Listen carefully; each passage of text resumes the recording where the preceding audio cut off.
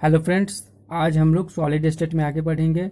आज हम लोगों का टॉपिक है मेटालिक सॉलिड्स। मेटालिक सॉलिड्स में हम लोग पैकिंग ऑफ आइडेंटिकल स्फीयर्स को पढ़ेंगे। तो इसमें सबसे पहले हम लोग packing of identical spheres in 2D पढ़ेंगे, उसके बाद 3D पढ़ेंगे। ठीक है, तो चलो हम लोग पढ़ना अपना शुरू करते हैं। सबसे पहले हम लोग पैकिंग, मेटालिक सॉलिड में पैकिंग ऑफ आइडेंटिकल स्फीयर्स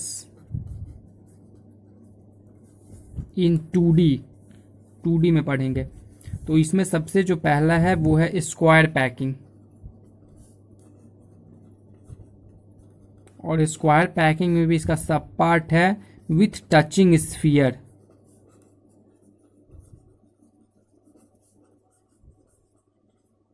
तो इसमें जो स्फीयर्स अरेंज्ड जो होते हैं वो आपस में एक दूसरे के टच करते हुए रहते हैं, इस तरह से अरेंज्ड रहते हैं। ये एक हो गया, इस तरह से करते हुए अरेंज्ड होते हैं। फिर इसके एक नीचे होता है। जरूरी नहीं है कि 1 2 3 4 5 6 मैंने बनाया है सर्कल, तो आप भी 6 ही बनाए। आप इसको एक्सटेंड करके और ज़्यादा भी बना सकते हैं। इस तरह से इसमें पैकिंग होता है।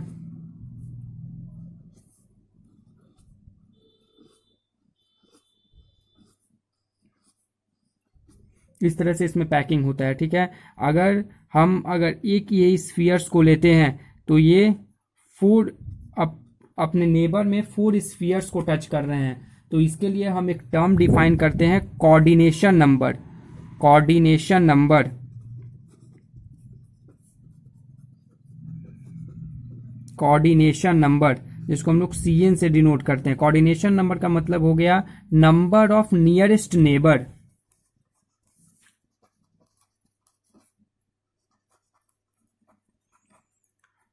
इस जो मैंने ये बनाया है स्ट्रक्चर, तो इसमें सबसे पहले अगर हम एक सॉलिड को, अगर हम एक ये स्फीयर्स को ले रहे हैं तो ये 4 स्फीयर्स को अपने नेबर में टच कर रहा है, इसलिए इसका कोऑर्डिनेशन नंबर इस केस में कितना हो जाएगा?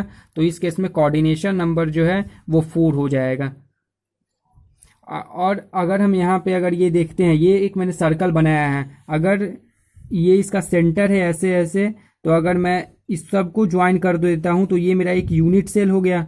और इसी यूनिट सेल मैंने आप लोग को पहले बता चुका हूं कि क्या होता है। अगर हम यूनिट सेल हो गया ये, अगर इसको मैं हर एक डायरेक्शन में अगर रिपीट करूंगा तो मेरा एक इससे क्रिस्टल स्ट्रक्चर बन जाएगा। तो ये मेरा एक यूनिट सेल हो गया। अगर ये मैं रेडियस अगर r बोल देता हूं, इस सर्कल का रेडियस r, तो ये साइड कितना हो जाएगा? ये r है और ये r, तो मिलके ये a is equal to 2r हो जाएगा। ठीक है, जहां पे r क्या है? तो r जो है वो रेडियस ऑफ स्फीयर है। ये मेरा यूनिट सेल हो गया ये, और इसी को मैं रिपीट करूंगा हर एक डायरेक्शन में तो एक क्रिस्टल स्ट्रक्चर बन जाएगा। तो इसमें आप लोग कोऑर्डिनेशन नंबर समझ गए होंगे। अब हम इसके बाद इसमें आगे देखते हैं।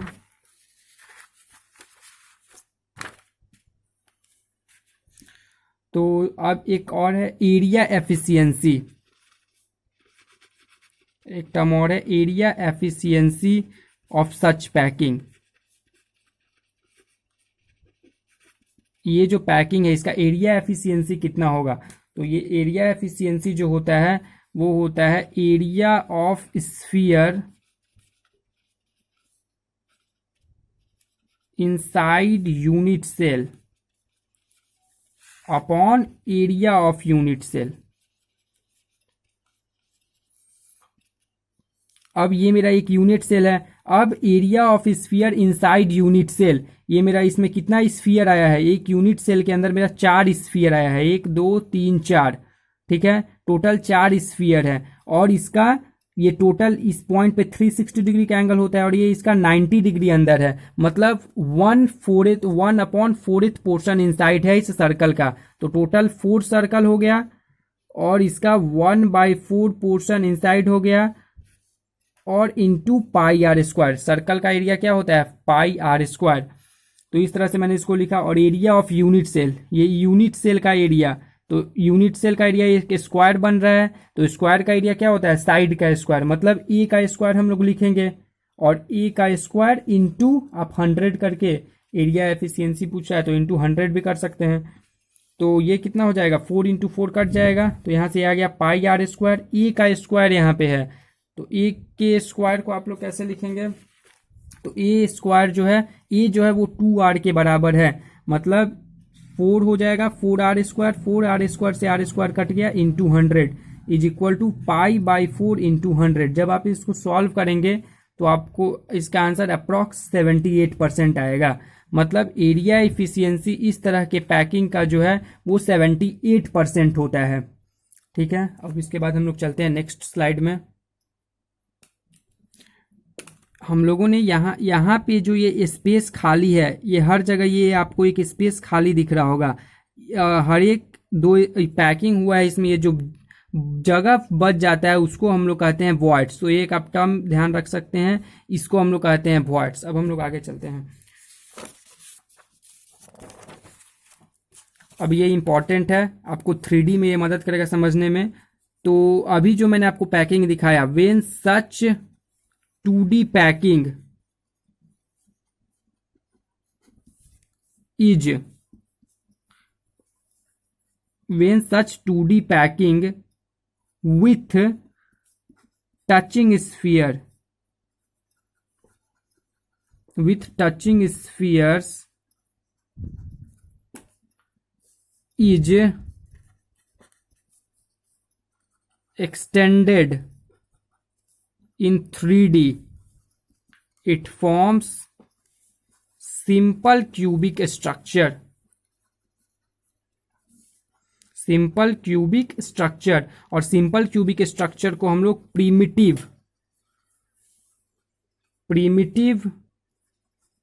क्यूबिक स्ट्रक्चर भी कहते हैं। मैंने आपको पिछले वीडियो में बताया था कि टोटल 4 प्रकार के यूनिट सेल होते हैं। पहला सिंपल क्यूबिक, दूसरा बॉडी सेंटर्ड, तीसरा फेस सेंटर्ड और चौथा एंड सेंटर्ड। और इस चारों मतलब टोटल ब्रावस लैटिस के अनुसार 14 यूनिट सेल होते हैं और उसको 7 में ग्रुपिंग किया गया है। तो उस 7 में एक क्यूबिक था, तो हम लोग को क्यूबिक को ही डिटेल में पढ़ना है। तो उस अभी जो मैंने आपको ये वाला पैकिंग दिखाया है, इस पैकिंग को अगर हम लोग 3D में जब एक्सटेंड करते हैं विथ टचिंग स्फीयर, तो मेरा ये क्या बनता है इसमें, तो वो बनता है सिंपल क्यूबिक स्ट्रक्चर बनाता है। जब 3D में इसको एक्सटेंड करते हैं, तब सबसे 3D में इसको एक्सटेंड करेंगे तो मेरा सिंपल क्यूबिक स्ट्रक्चर बन जाएगा।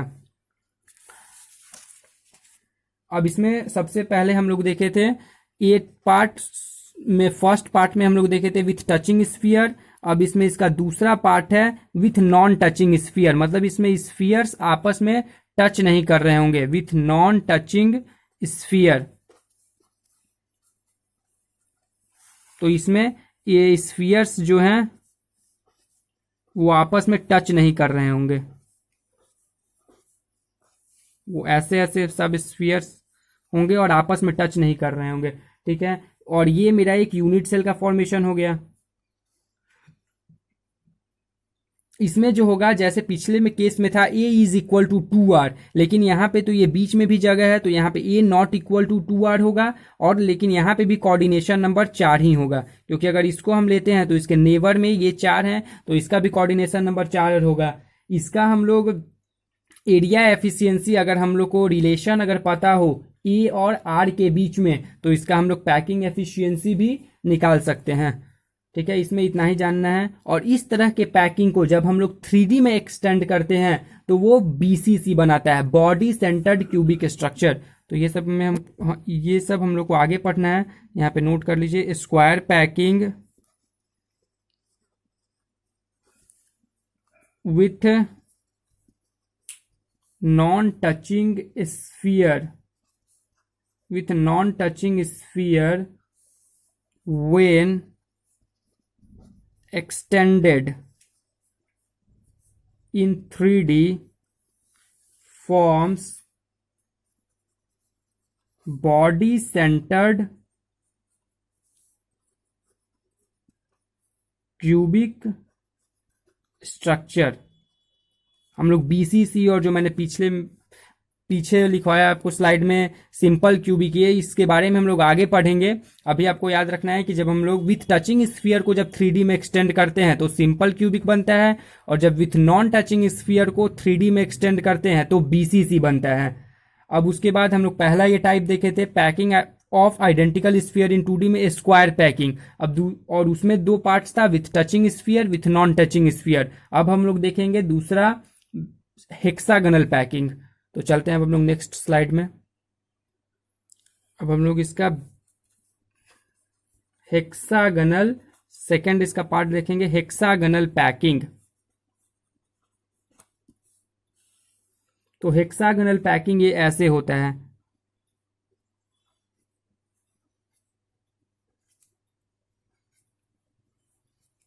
आप यहाँ पे कितना भी आप स्फीयर बना सकते हैं, और जो नीचे जो लेयर बनता है वो ऐसे बनता है। ये दोनों स्फीयर है उसके नीचे, फिर ये दो स्फीयर उसके बीच में, फिर ऐसे, फिर ऐसे,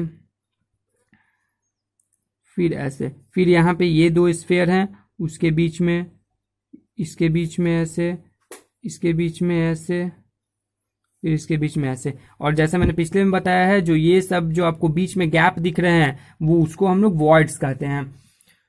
और अब यहाँ पे कोऑर्डिनेशन हम अगर हम इसको अगर इसको इस स्फीयर को अगर हम लोग कंसीडर करते हैं तो ये अपने से कितने को टच कर रहा है। कोऑर्डिनेशन नंबर इसका अगर हम लोग जानना चाहें तो 1 2 3 4 5 6, तो इसका कोऑर्डिनेशन नंबर हो जाएगा 6। और देखिए यहाँ पे अगर इस सब को अगर हम ज्वाइन करेंगे तो एक हेक्सागनल का फॉर्मेशन भी हो जाएगा। हेक्सागनल का ये फॉर्मेशन हो गया, ठीक है। अब ये मैं अगर डायगोनल को ये ज्वाइन करता हूँ, सभी को अगर मैं ज्वाइन करता हूँ तो ये आपका 6 इक्विलेटरल ट्रायंगल बन रहा है। क्योंकि ये हेक्सागनल है तो मैं सभी अगर डायगोनल को ज्वाइन कर देता हूं आपस में तो आपका 6 इक्विलेटरल ट्रायंगल बन रहा है। तो कितना ये एंगल होगा 60 डिग्री, ये एंगल कितना होगा 60 डिग्री, तो टोटल दोनों मिलके 120 डिग्री हो गए। और ये तो एक पॉइंट पे आपका 360 डिग्री का एंगल होता है, मतलब इनसाइड कितना हुआ तो 1/3 पोर्शन इनसाइड हुआ। तो इसका भी हम लोग एरिया एफिशिएंसी कैलकुलेट कर सकते हैं। एरिया एफिशिएंसी कितना हो जाएगा, तो एरिया एफिशिएंसी हो जाएगा टोटल 6। उसी तरह फॉर्मूला है जैसे मैंने पिछले लिखाया था, area of sphere inside unit cell. तो ये मेरा एक यूनिट सेल हो गया, एक यूनिट सेल हो गया। तो इसका एरिया कैसे निकलेगा, तो कितना है area of sphere inside unit cell, तो 1 2 3 4 5 6 और एक ये आपका बीच में जो है ये एक स्फीयर हो गया। तो टोटल 6 स्फीयर है, टोटल 6 है, और उसका कितना पोर्शन इनसाइड है 1/3, और एक ये बीच वाला है तो +1 इसके लिए लिखेंगे। ये आपका एक बीच वाला, और ये सब साइड में 6 हैं, 1 2 3 4 5 6, और इसका 1/3 पोर्शन इनसाइड है, और एक ये बीच वाला। तो आपका ये हो गया। और एरिया क्या होता है तो πr² सर्कल का, तो πr²। और अब फिर नीचे क्या होता है एरिया ऑफ यूनिट सेल। तो एरिया ऑफ यूनिट सेल क्या हो जाएगा, ये 6, ये एक हेक्सागनल है और ये 6 इक्विलेटरल ट्रायंगल में है। तो 6 इंटू इक्विलेटरल ट्रायंगल का एरिया कितना होता है √3/4 इंटू साइड का स्क्वायर। तो यहाँ पे भी ए के बीच में रिलेशन कितना हो जाएगा, तो a = 2r हो जाएगा अगर इसका रेडियस r है तो ये r और r मिलके 2r हो जाएंगे। तो 6 इंटू √3/4 इंटू 2r का स्क्वायर हो जाएगा, साइड का स्क्वायर, इंटू 100 कर देंगे। अब हम लोग अगर इसको सॉल्व करते हैं तो ये 3 2 जा 6, 2 + 1 3 πr², और फिर ये हो गया 2 2 जा 4, 3 2 जा 6, मतलब 3√3/2 इंटू 4r², 2 2 जा 4 इंटू 100। अब इसको हम लोग सॉल्व कर लेंगे तो ये 3 से 3 कट गया, तो πr², और फिर क्या बचा तो πr² into 100, πr² into 100/2√3r²। तो यहाँ से r² से r² कट गए, 2 से ये 50 टाइम्स कट गए, तो 50 π/√3 हो जाएगा। अब इसको हम लोग अगर सॉल्व करते हैं तो ये आता है 91%। और आपका स्क्वायर पैकिंग में कितना आ रहा था, तो आपका square packing with touching sphere में एरिया एफिशिएंसी 78% आ रहा था, और यहाँ पे एरिया एफिशिएंसी 90% आ रहा है। तो हेक्सागनल, इसलिए हम एक पॉइंट लिख सकते हैं कि hexagonal 2D packing is more efficient then the square 2D packing, क्योंकि उसमें 78% था और इसमें 91% है। और जब इस हेक्सागनल 2D पैकिंग को हम 3D में एक्सटेंड करते हैं तो क्या बनता है, HCP और CCP स्ट्रक्चर्स बनता है डिपेंडिंग अपॉन स्टैकिंग पैटर्न, कि स्टैकिंग पैटर्न किस तरह का है। अगर कुछ अलग स्टैकिंग पैटर्न रहेगा, इसके बारे में हम लोग आगे पढ़ेंगे, तो HCP बन जाएगा, और दूसरा होगा, अगर दूसरा तरह का स्टैकिंग पैटर्न हुआ तो CCP बन जाएगा। तो अगर इसमें हम लोग लिख सकते हैं this hexagonal 2D packing when extended in 3D forms HCP और CCP को हम लोग ही फेस सेंटर्ड क्यूबिक स्ट्रक्चर कहते हैं, FCC। तो ये CCP मैंने लिखा है, तो CCP को ही हम लोग FCC कहते हैं, फेस सेंटर्ड क्यूबिक स्ट्रक्चर, या इसको CCP भी कहते हैं। तो ये this hexagonal 2D packing when extended in 3D form HCP और CCP structure depending upon stacking pattern.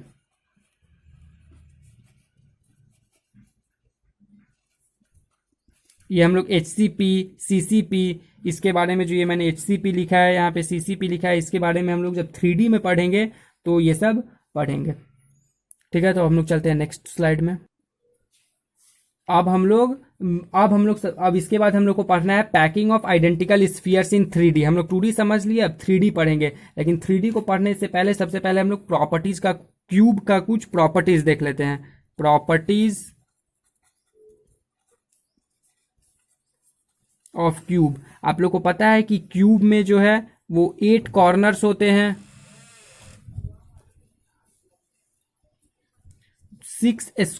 8 corners होते हैं, 6 स्क्वायर फेसेस होते हैं, थर्ड 12 एजेज होते हैं। ठीक है, 12 एजेस, 8 कॉर्नर्स होंगे, 6 स्क्वायर फेसेस होंगे, 12 एजेस होंगे। अगर हम एक क्यूब बनाते हैं ऐसा,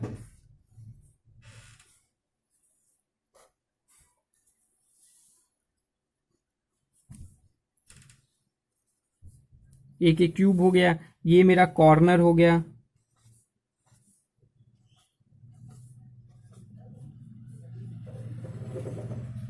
एट टोटल कॉर्नर्स हो गए। अब ये 8 कॉर्नर्स हो गए इस क्यूब में, तो टोटल 8 कॉर्नर्स होते हैं, वो प्रत्येक कॉर्नर जो है वो 8 क्यूब में शेयर होता है। अगर इसको आप लोग देखना चाहते हैं तो ऐसे देख ले सकते हैं। इसको मैं बनाता हूँ डायग्राम को और अच्छे से।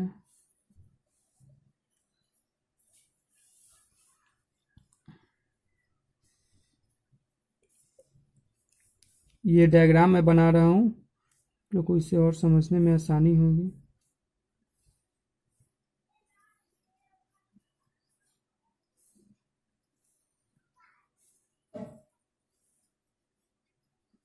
ठीक है, सबसे पहले आप लोग देखिए, ये एक कॉर्नर है, इस मैंने कॉर्नर को लिया, तो ये कॉर्नर जो है ये टोटल 1 2 3 4 क्यूब में शेयर्ड है। और मैं इसके आगे से अगर एक क्यूब, 4 क्यूब अगर ऐसे बात करते हैं तो, और प्रत्येक जो कॉर्नर्स होते हैं, each corner is equally shared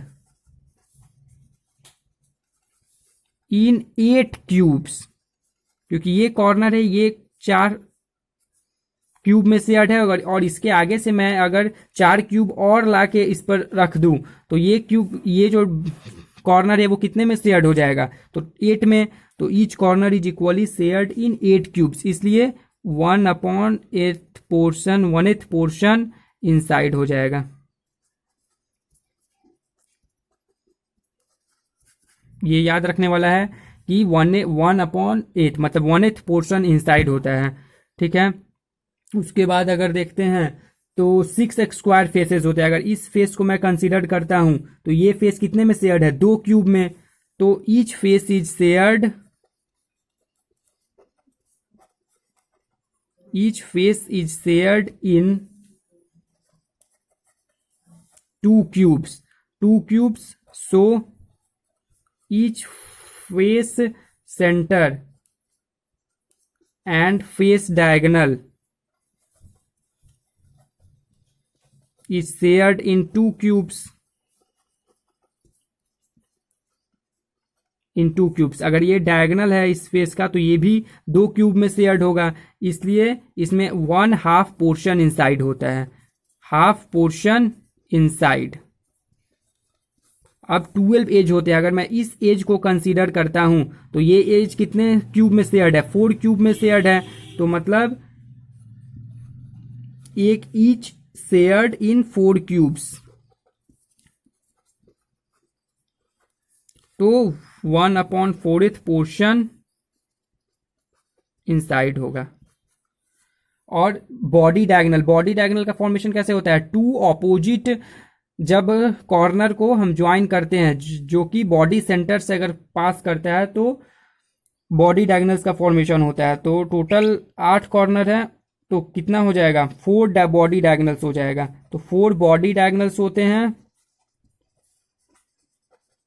और वो जो होते हैं वो अनशेयर्ड होते हैं, अनशेयर्ड।